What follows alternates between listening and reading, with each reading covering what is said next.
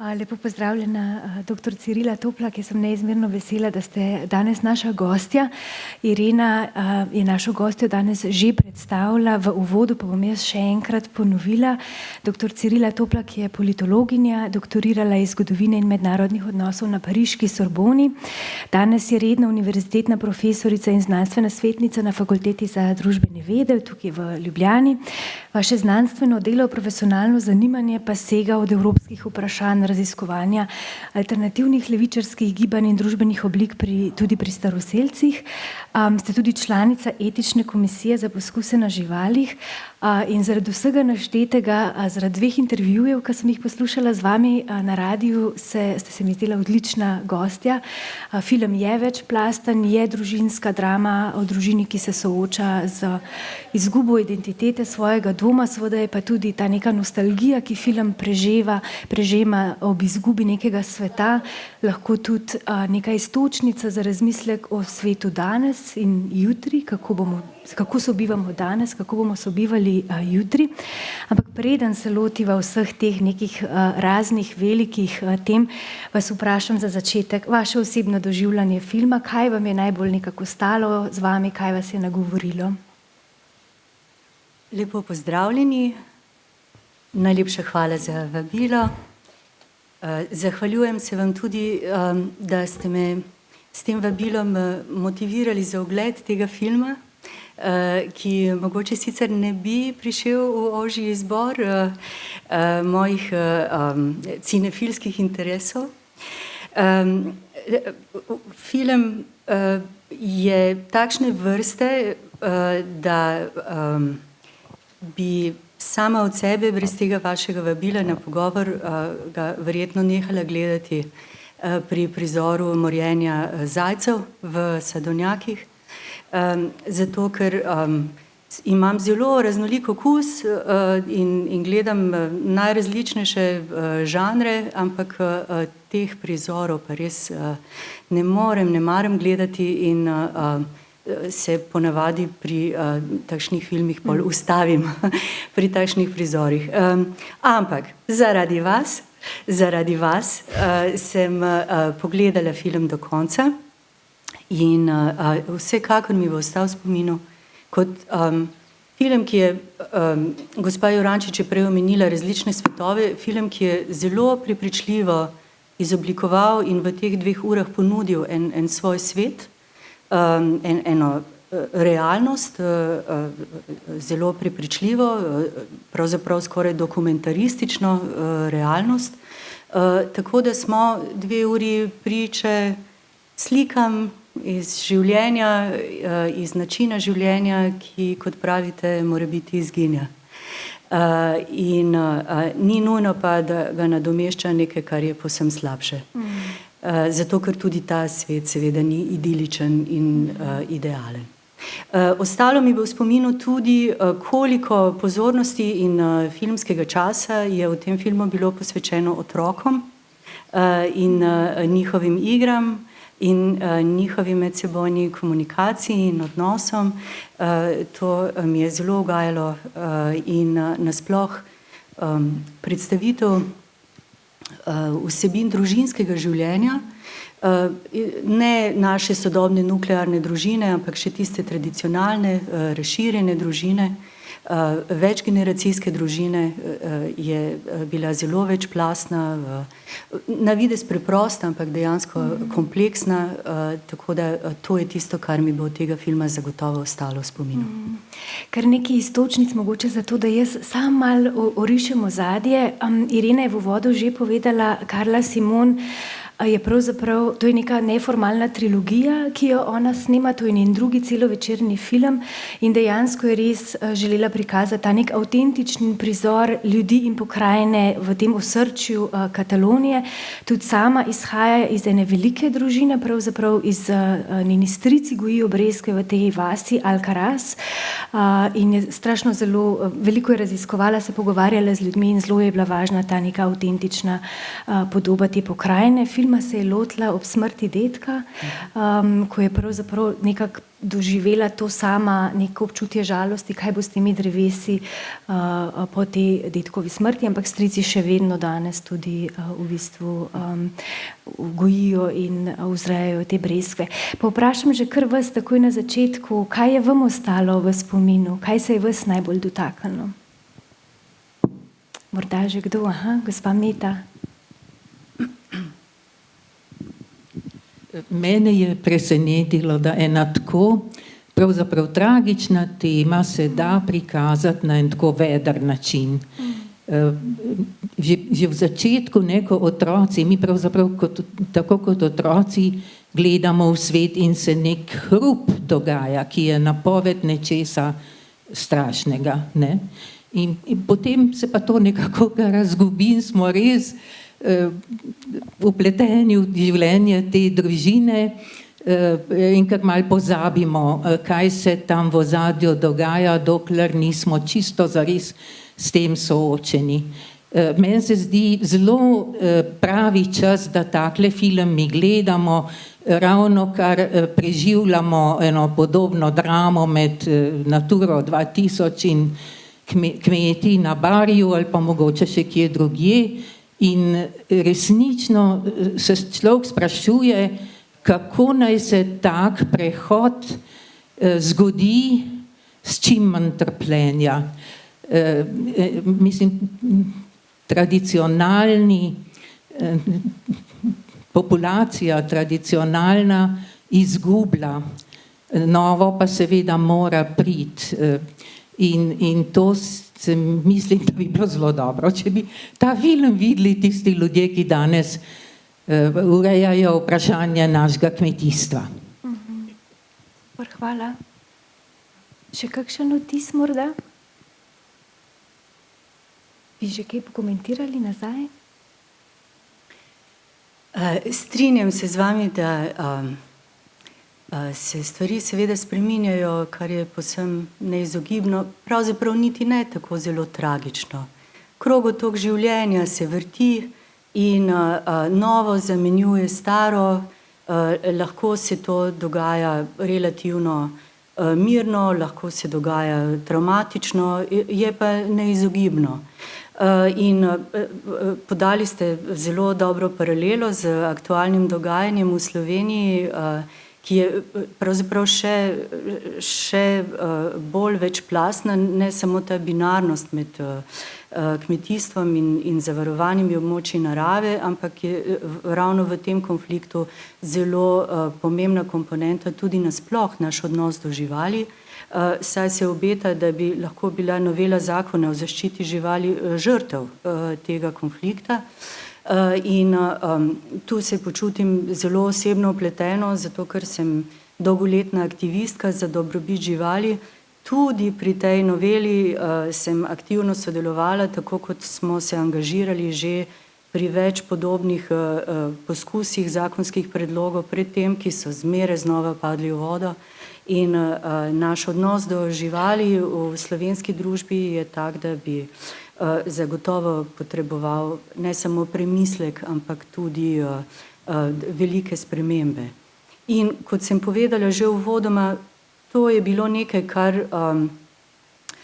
me je tudi nekoliko sprva odvrnilo od tega filma in kar me je utrdilo pri prepričanju, da tradicija sama po sebi je vrednota, je neke vrste dediščina, ki se jo moramo zavedati, spoštovati, jo tudi ohranjati, je pa podobna objektivna kategorija kot kultura. V tem smislu, da je zgolj opisna, da ni sama po sebi samoumevno in nujno samo dobra ali pa mora biti samo slaba v primerjavi z kakšnim nasprotjem. Tako da v tem krogotoku življenja in smrti, zdaj v politični antropologiji so zdaj nekako moderni izrazi, ki povezujejo dvojnosti, ki so bile prej v kartezijanski znanosti nasploh zmeraj popolnoma ločene, kot naprimer telo in ali pa prostor in čas, narava, kultura, to zdaj pišemo skupaj, in življenje, smrt je ravno tako ena dvojnost, ki pravzaprav to ni, ki je eno. Te neke raznolikosti, dobro in slabo, in seveda te spremembe, mogoče na neki družbeni ravni, jih lahko gledamo zelo objektivno, ne? Tukaj pa vseeno se mi zdi, da imamo ta nek osebni prikaz neke družine in ta družina mi je zanimiva. Pravzaprav je režiserka Carla Simon najprej želela film pokazati z perspektive enega lika, ker pa je ta lik v tem delu sveta, ali pa ja, nasploh morda tudi, ponavadi moška oseba, ki vodi to vrstne družine, in ta perspektiva ni bila blizu, se je odločila potem, da pokaže film z vidika celotne družine, kar je tudi omogočilo vso to dinamiko znotraj njenih likov, ampak seveda je to potem za sabo potegnilo zelo kompleksen scenarij. Ampak vseeno, prikaz teh likov niso ne dobri, ne slabi, oziroma so dobri in slabi, nekateri vzbujajo simpatije, nekateri celo antipatije. Se mi zdi, da pa je res ogromno te neke nostalgije, da nas vse nekako, vsaj mene je vrlo v moje lastno otroštvo, pa sem morda med mlajšimi v tej dvorani, vendarle, sem se spomnila poleti pri dedku z manjšim sadovnjakom Enako trmo. Kako ste vi doživeli posamezne like v družini, to neko njihovo dinamiko znotraj njih? Vam je prav kakšen prizor ostal v spominu za ta družinski kaos, ki se odvija pred nami? Kolikor poznam družinsko dinamiko, pa tudi nisem najmlajša, daleč od tega, so bili ti odnosi prikazani prepričljivo in objektivno, kar zadeva posamezne like, in všeč mi je bila tudi gradacija po generacijah. Zato, ker sem zaznala vsaj skozi posamezne scene, kako recimo dedek ima še en odnos z naravo in eno bližino z naravo, ki me je spomnila na staroselske skupnosti, ki jih raziskujem, pa tudi na našo družinsko tradicijo doma.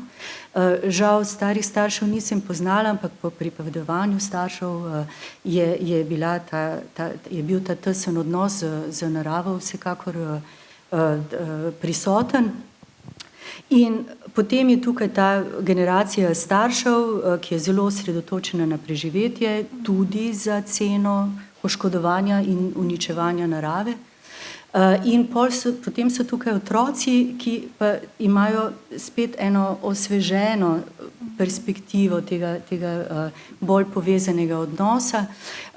Vidimo recimo, kako torej pater familias, oče, ki med brez predsodkov strelja te nesrečne zajce, ki so se mu razmnožili, ker so imeli pogoje za to, je torej človek povzročil to njihovo veliko število in ni druge rešitve, kot jih pobiti.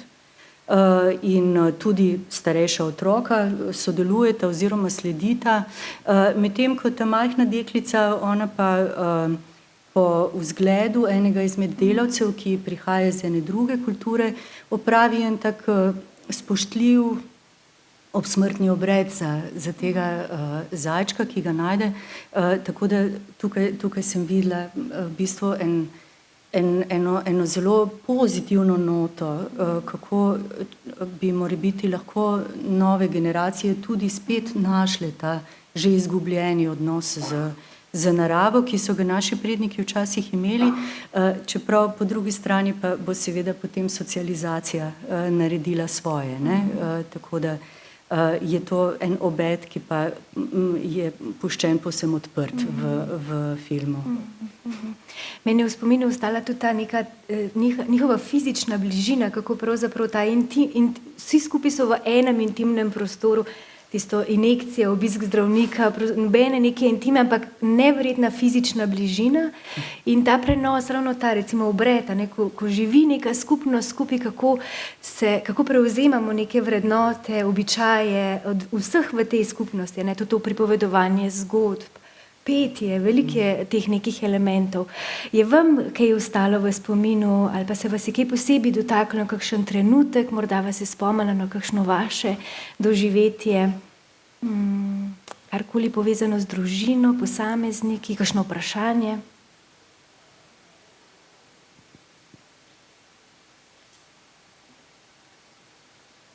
Bomo pa kasneje imeli še čas za to. Ja, odnos do narave, v spominu mi ostaja tudi ta podoba dreves, simbolika dreves, drevo kot zatočišče, drevo kot prijetna senca, drevo kot vir hrane. Omenili ste že staroselce, zdaj njihov odnos je zelo tak antropocentričen, pa mogoče vseeno lahko malo naredimo primerjavo s temi staroselci, kako je pa tam podoba narave recimo?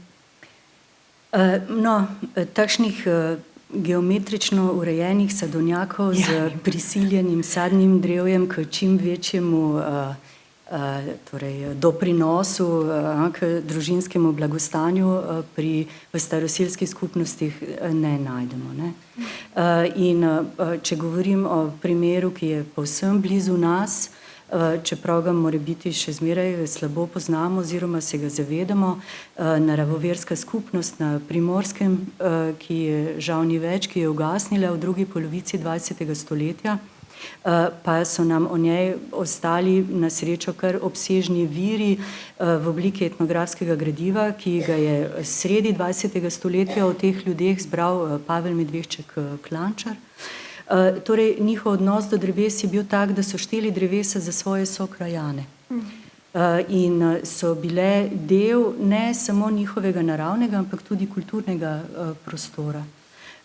In ravno tako, kot so bile živali učiteljice in prijateljice, kot je bila reka Soča sestra, kot so bili njihovi sveti kamni bratje, tako da ta tesna povezanost z naravo, ki je značilna za te predmoderne skupnosti ali pa skupnosti pred nastopom kapitalističnih ekonomskih odnosov, te v tem filmu več ne razbiram. Tukaj je narava vir, ki je okročen, ki je podrejen človekovim potrebam.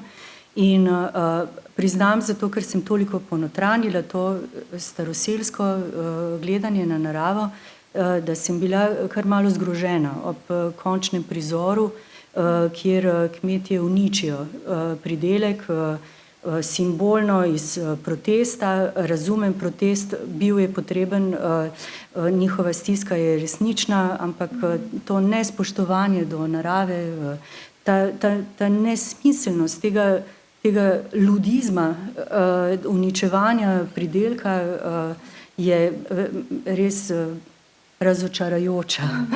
In precej dobro poznam tole podeželsko ali pa kmečko miselnost, že spet tudi zaradi družinske tradicije. Moja starša sta oba z dežele in s kmetij, in jaz sem se vrnila na deželo in živim na kmetiji, in povsem razumem ravnanje kmetov ob nepredvidljivosti narave, njihova negotovost in iz tega seveda izhajajoča potreba po varnosti in konzervativnost v njihovem ravnanju, ampak kot rečeno, tak odnos do narave, ki jih hrani, od katerih je njihovo preživetje odvisno, pa mi ni blizu. Verjetno je tudi res, kot ste že omenili, nek odraz stiske, takrat ta neka napetost, se mi zdi, da je zelo vidna ta stiska ob izgubi identitete. Kmet večkrat reče, jaz sem kmet, hočem živeti od zemlje, in takrat ljudje velikokrat počnemo zelo iracionalna dejanja, ne najbolj ozaveščena, morda reflektirana, ker ta prizor z demonstracijami, zdaj sem ravno zadnji del filma še enkrat pogledala, je kmalu po tem, ko breskve padajo, če se spomnite te nesreče, a ne, ko on pravzaprav zajoka, takrat tudi vidimo te moške solze. Dve stvari sta bili režiserki mislim zelo, zelo pomembni, ko sem poslušala poslušala intervjuje z njimi, ta prizor s padcem Breskov se je dejansko zgodil. Ona je namreč 2 poletji preživela v Alcarazu, v želji res poznati to pokrajino in ljudi. In je toliko ostalo v spominu, da je hotela ta prizor vključiti v film. In te moške solze, no, to se je zdelo tako, da po 100 letih reprezentacije moških žensk, ko moški reprezentirajo ženske, da je čas, da tudi ženske pokažejo moške in njihove probleme. Mogoče se malo ostavo še pri tej dinamiki ženske, moški vloge v tej družini, kako ste? Kakšna misel morda? Kot sem že prej omenila, pričakovana izrazito patriarhalna družina z močnimi ženskami.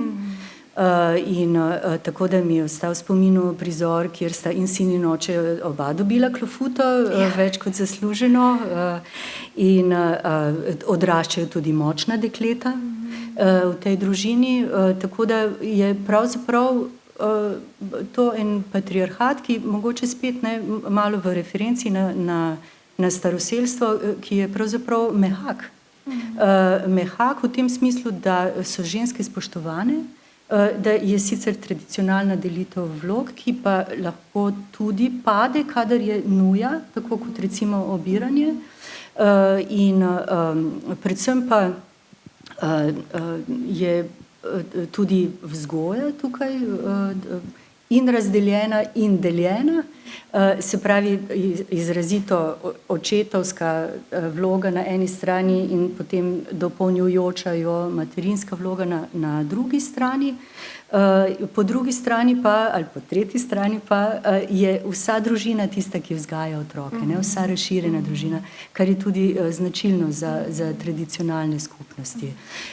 In odraščajo potem takem seveda samozavestni, svobodni, veseli, malo divji otroci, ki jih je bilo užitek gledati.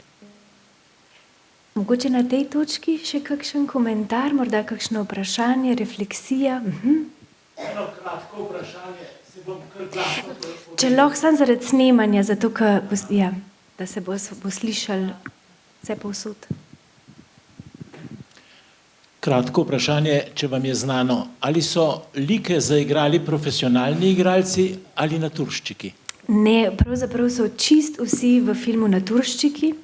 Samo ena igralka je profesionalna igralka, to je Gloria, sestra iz mesta, ki je v bistvu dejanska sestra Carle Simon, režiserke filma. In zanimivo je, hvala za vprašanje, zanimivo je, da so 1 leto iskali ekipo. Režiserka je imela najprej željo, da bi igralci oziroma ti, ki bi odigrali te like, bili med sabo povezani, vsaj družinsko ali pa iz istega kraja, ampak ta casting, iskanje teh igralcev je trajalo 1 celo leto, 9000 ljudi so videli. In na koncu je vsak prišel iz druge vasi in zato, da so ustvarili to neko atmosfero družinsko, ki jo čutimo v filmu, so 4 mesece bivali v eni podobni hiši, odigrali najrazličnejše prizore, skupaj razmišljali, kaj bi se tej družini lahko zgodilo, zato da potem vidimo to. In mogoče še ena stvar, ker film je zelo kaotičen na nek način, strašno veliko se dogaja, ampak to je vse, to je čista koreografija, vsi so točno vedeli, kdaj morajo kaj reči, kje mora kdo biti. Snemalci so točno vedeli, kdo začne prizor, kdo ga konča, ker prizori so dolgi. Življenje se pravzaprav odvije na filmskem platnu, brez neke drame, v neki tišini. In je zanimivo, veliko dela je za tem, da pravzaprav naturščke pripraviš do tega, da stvari delujejo avtentično, tako kot ste vi rekla. Drži, to je res občudovanja vreden dosežek. Morda pa ni bilo tako zelo težko, če so ti naturščiki vendarle Katalonci in Mediteranci, da so tako prepričljivo odigrali tudi to družinsko bližino in to veselje do biti skupaj in tudi do dotika, zato ker je to veliko bolj del mediteranske kulture, kot pa mogoče kakšnega drugega kulturnega prostora, kar ima morda celo deloma vsaj opraviti s klimo, ker je to res zanimivo, kako se ta osebni prostor v bistvu zmanjšuje od severa proti jugu. Ne? Gotovo tukaj igra vlogo še veliko drugih kulturnih dejavnikov, ampak recimo bi poenostavljali, če bi rekli, da znotraj nekega določenega religioznega prostora, kot je recimo katolicizem, bi ta bližina in to dotikanje bilo bolj zadržano, bolj zavrto, če pa imamo tukaj v tem primeru opravka z eno družbo, ki je zelo, zelo religiozna, ne, in ravno katoliška. Zanimivo pa je, če lahko kar nadaljujem tole misel, da pa igra religija majhno ali pa skoraj nikakršno vlogo v tej družinski zgodbi. In ravno tako katalonski nacionalizem. Tako da to sta pa recimo dva ideološka elementa, ki bi jo pričakovala, glede na izvor in opis filma, pa se očitno režiserka s tem ni ukvarjala. Ne? Je pa nek zelo posebni katalonski dialekt, prav tukaj je bila zelo avtentična, kar pač tisti, ki nismo v tam, tega ne zapazimo, ne? Ampak ja, tudi v hiši se ne spomnim nobenega nekega zelo religioznega predmeta, recimo v tem smislu. Ne? Ja, kar sam še... Sam, če lahko na mikrofon. Sem rekla, da je bil cerkveni prizor in da je zbor pel skoraj da ljudsko pesem. To sem bila presenečena. Ja, kar je pravzaprav kar potrjujoče in značilno za to, o čemer govoriva.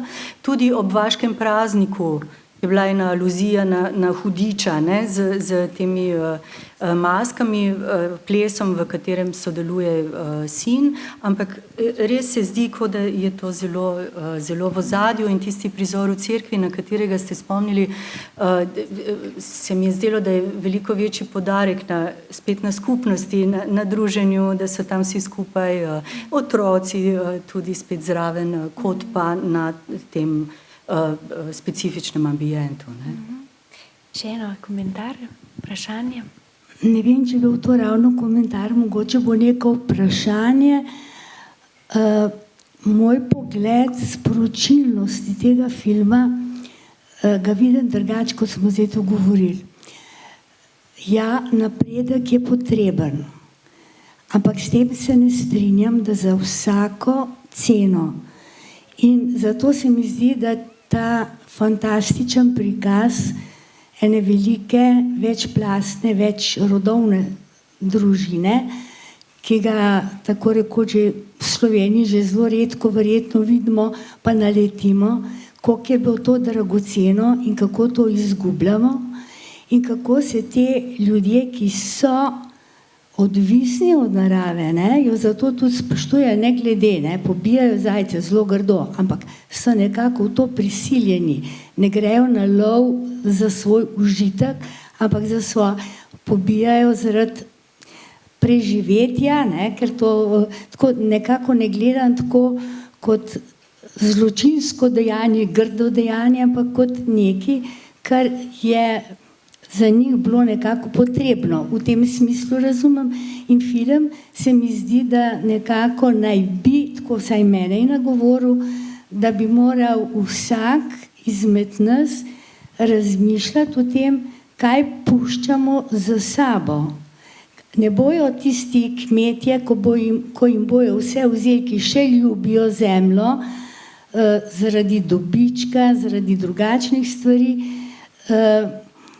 s temi solarnimi stvarmi bojo sicer nekateri zaslužili in bojo pa vzeli marsikaj. In da je to lahko zelo narobe, ja, solarne stvari, da, ampak to tam, ker imamo ogromno puščav na svetu, ogromno takih, kjer se to lahko dela na manjšo škodo ljudi. Da se pa ne bi smelo tako nasilno torej brezčutno jeti v področja samo zaradi dobička. V tem smislu je to opozorilo, da napredek da, absolutno, vendar kje, kako človeško, humano. Tako sem jaz to nekako razumela in razumela sem tudi tisti tisti shod, recimo, in tudi upor sina proti očetu, ki ga mu je bil izredno podrejen, izredno je se hotel žrtvovati in se je žrtvoval, ne, zanemaril šolo, oče ga je pa opozarjal, ne. Tako da nekako se mi zdi, da tega ne bi smeli zatreti in da bi se morali za to vračanje s tistim staroselcem daleč od tega, ampak v modernejši obliki, da bi morali ohraniti neko skupnost, ne pa samo dobiček, ker denar se ne je. Tako v tem smislu. Ne vem, no, jaz sem to razumela drugače kot opozorilo, paste, kaj delate, dobiček ja, za katere in kdo nastrada, majhni ljudje, te, ki bojo šli, ne? In da recimo tudi teh, ko je sin dvignil vodo, da je naredil to, da recimo, ne, da ima vsak človek neko limito, ko mogoče potem iz revolta, ker se je toliko upiral na lep in dober način, ne zmore, naredi neumno dejanje, da nas to lahko vodi v katastrofo. Tako sem jaz to razumela. Hvala.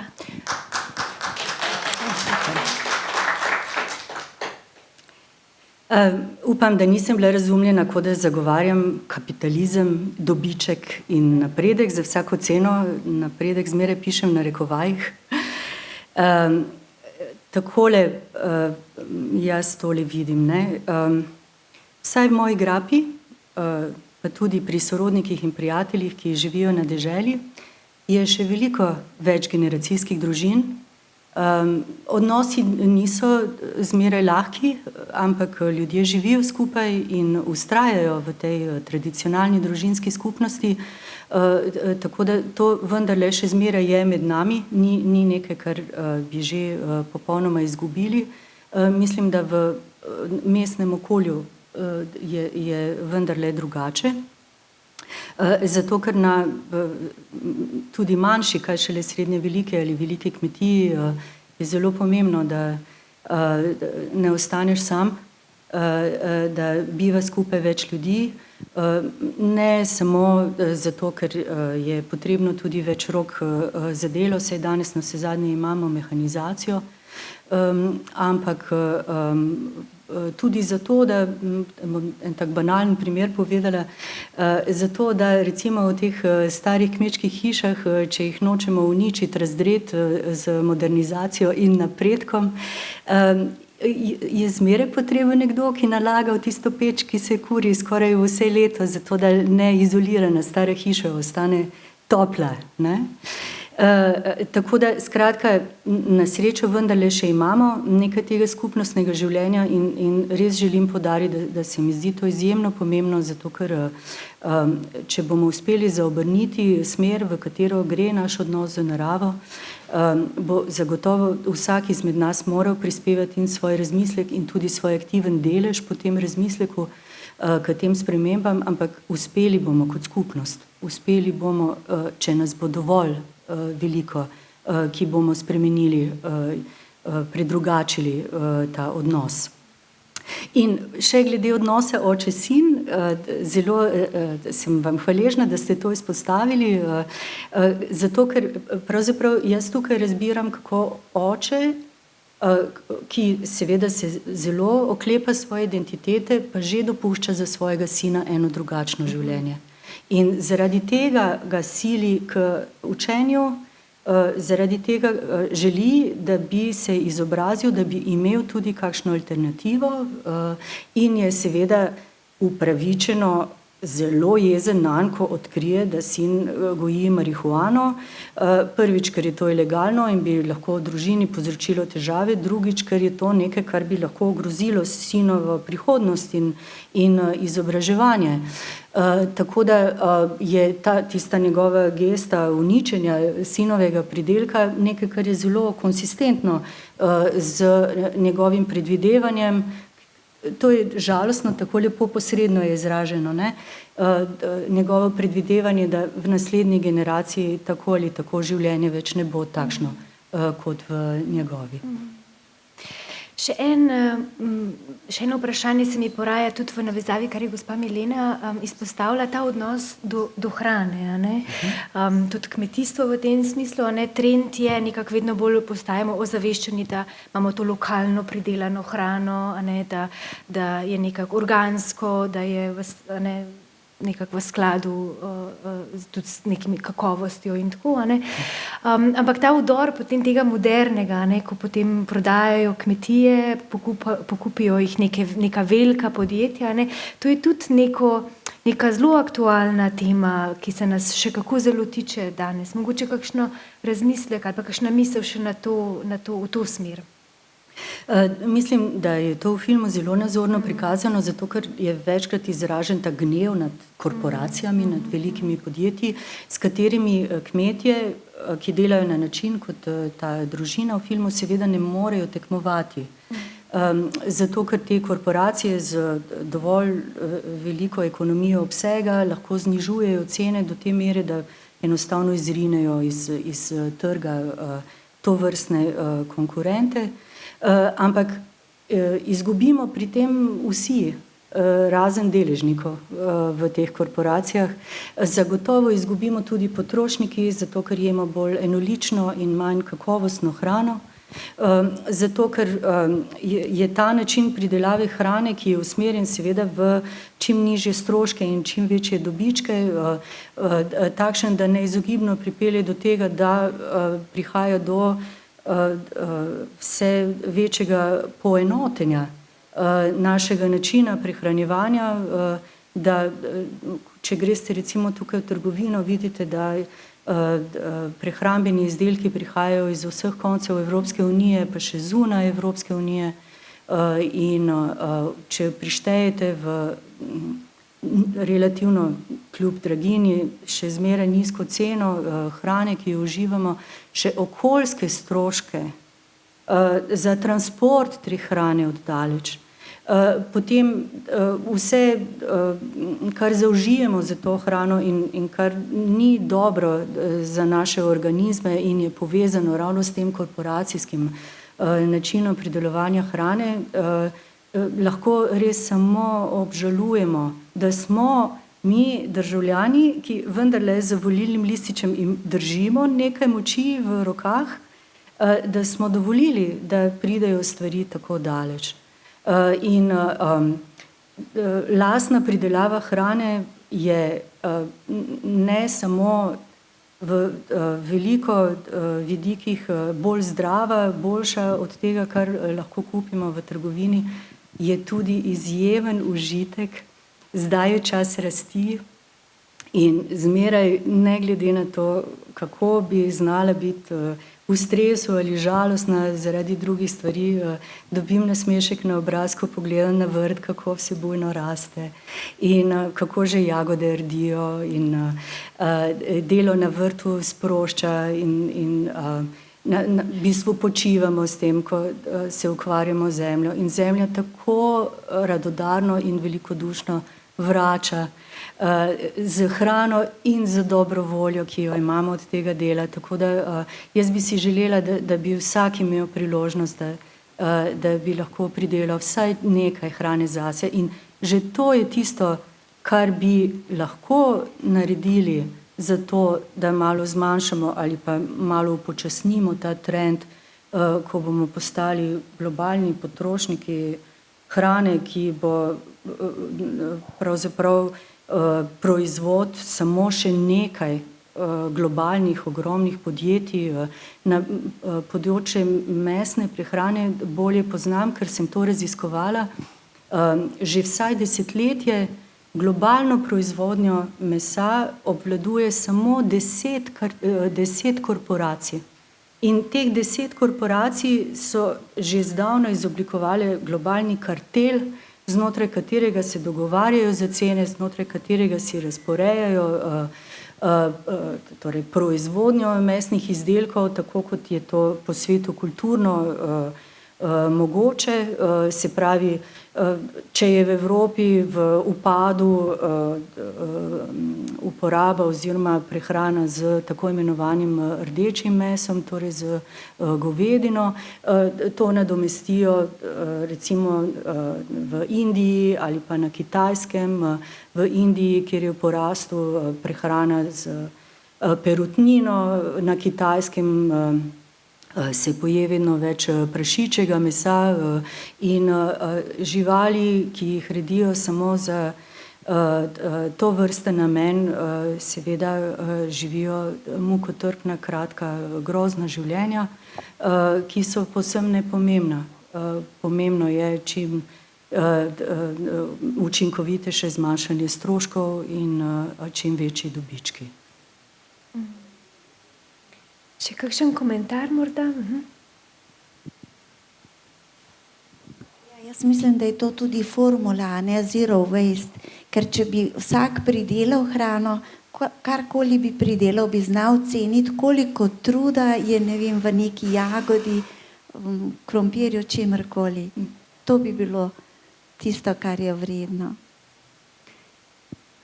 To pa zagotovo potrjujem, ker se še zelo sveže spominjam, s kakšnimi bolečinami sem po štihanju vrta tudi letos nekaj časa hodila naokrog, četudi se zdaj uveljavljajo tudi drugačni načini vrtnarjenja, kjer to niti ni več potrebno, ampak zmeraj odvisno seveda od lokalnih okoliščinah, v katerih poskušamo kaj pridelati, ampak zelo res, zelo res.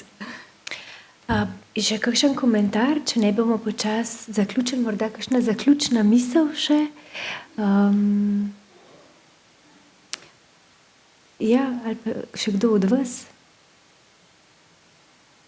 Karla Simon, sem omenila, da je trilogija to. Prvi film smo ga imeli priložnost videti tudi v Kinodvoru, je bil poleti 1993 o njenem otroštvu v okviru Mesta žensk, to je bil njen drugi film. Snema tretji film, vse je povezano z njenim odraščanjem, naslednji film bo o mladostniku, mladostnici, najverjetneje spet nek avtobiografski element o družinskem spominu in kaj se zgodi, ko mlada oseba ta družinski spomin išče, tako da zapomnite si njeno ime. Zagotovo bo njen film prišel tudi v Kinodvor. To so njeni načrti, kaj vas so vaši načrti, kaj vas v vašem znanstvenem področju zdaj najbolj zanima ali pa kaj vas v prihodnosti, kam vas žene?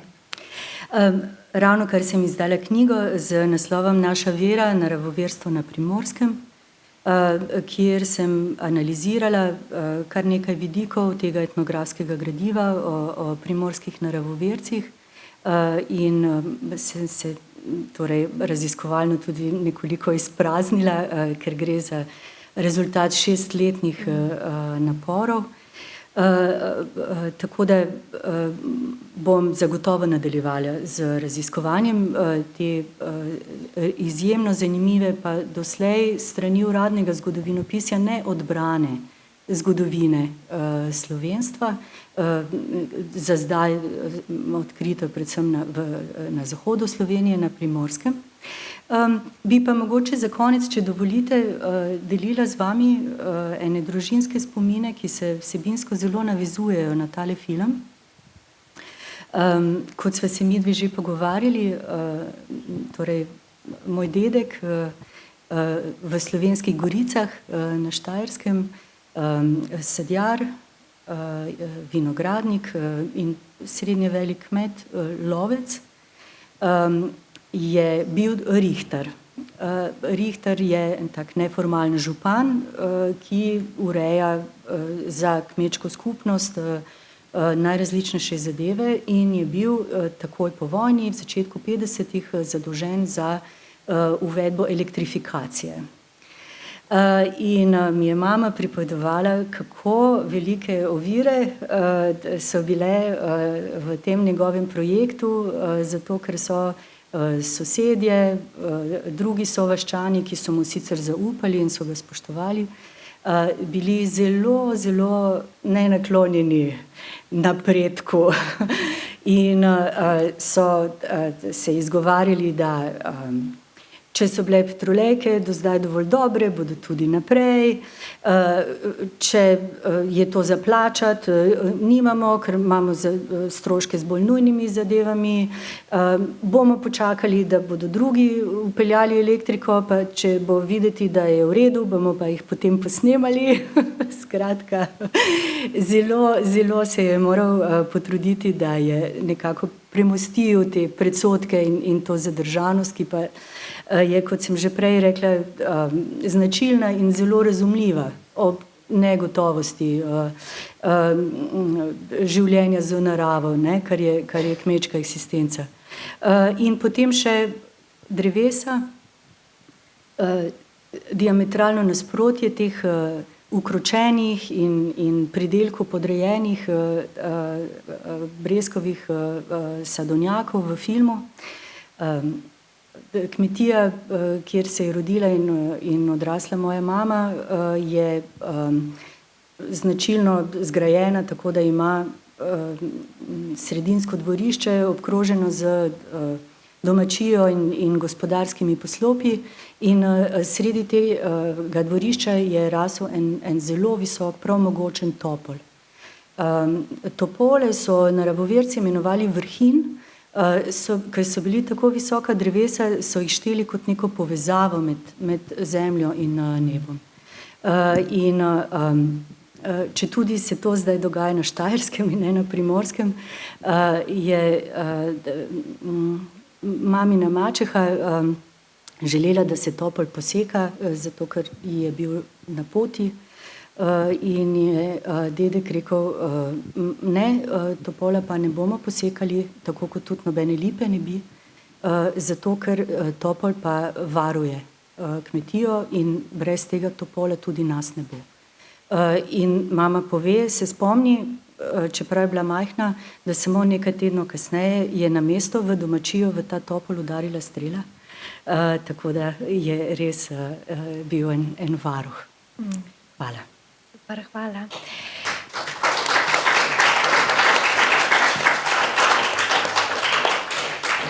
Hvala tudi vam za še eno čudovito preživeto sezono. Jaz upam, da bomo sobivali, se družili in ustvarjali skupno filmsko skupnost tudi v naslednji sezoni, tako da vas vabim k blagajni, da se letos ponovno vpišete, če ne do konca junija, pa potem spet v jeseni. Jaz vam želim eno krasno poletje in se vidimo jeseni spet. Hvala.